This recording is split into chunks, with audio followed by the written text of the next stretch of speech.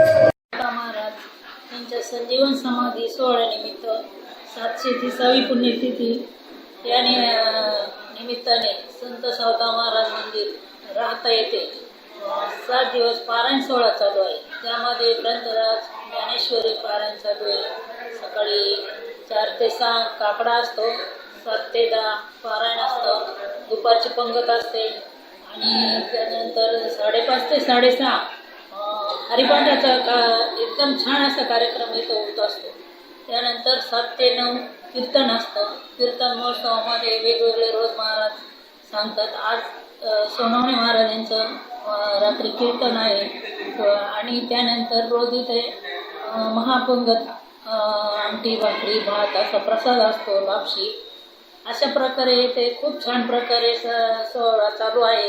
याचा सर्व भाविकांनी लाभ घ्यावा अशी मी सर्वांना विनंती करते आणि यासाठी सर्वांचा या कार्यक्रमाला सहभाग आणि सहकार्य लाभलं त्याबद्दल सर्वांचे धन्यवाद।